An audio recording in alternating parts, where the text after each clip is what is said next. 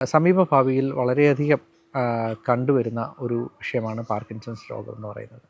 ഈ മുൻകാലങ്ങളിൽ വളരെ പ്രായമുള്ളവരിൽ 60 വയസ്സോ 70 വയസ്സിന് ശേഷം മാത്രം കണ്ടുവന്നിരുന്ന ഒരു അവസ്ഥാവിശേഷമായിരുന്നെങ്കിൽ ഇന്ന് പാർക്കിൻസൺസ് രോഗം വളരെ വൈഡായിട്ട് ഏകദേശം 45 വയസ്സ് കഴിയുന്നിടം തൊട്ട് തന്നെ പല കേസുകളിലും കണ്ടുവരുന്നു.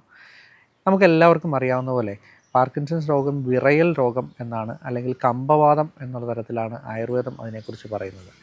അപ്പോൾ ഈ കമ്പവാതം എന്ന് പറയുമ്പോൾ തന്നെ നമുക്ക് മനസ്സിലാകും വിറയൽ മാത്രമല്ലാതെ ഒട്ടനവധി സിംറ്റംസും പാർക്കിൻസൺസ് രോഗത്തിന് ഉണ്ട്.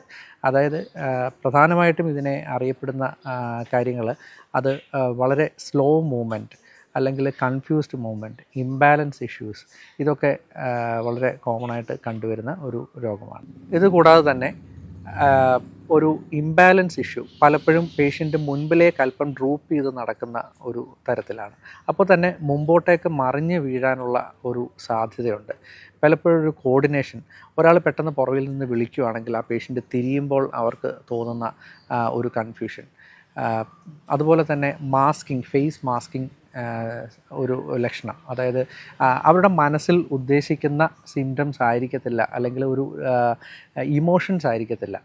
അവരുടെ മനസ്സിൽ അവർ ഉദ്ദേശിക്കുന്ന ഒരു ഇമോഷൻസ് ആയിരിക്കത്തില്ല പലപ്പോഴും പുറത്ത് വരുന്നത്.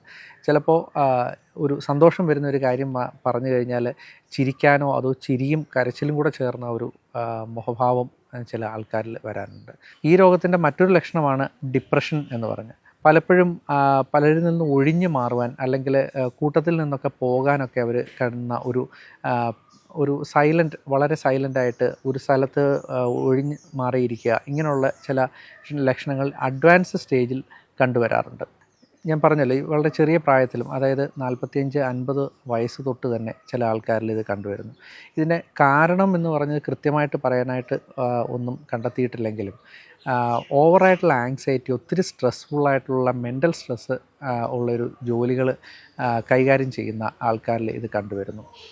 എക്സ്റ്റേണൽ ഫാക്ടേഴ്സ് എന്ന് പറഞ്ഞാൽ കെമിക്കൽ ഫ്യൂംസ് പോലുള്ളൊരു കാര്യങ്ങൾ കൂടുതലായിട്ട് ഉപയോഗിക്കുന്ന ആൾക്കാരിൽ, അതിനുള്ള സാധ്യതകളുള്ള അറ്റ്മോസ്ഫിയറിൽ വർക്ക് ചെയ്യുന്ന ആൾക്കാരിൽ ഇത് കണ്ടുവരുന്നു.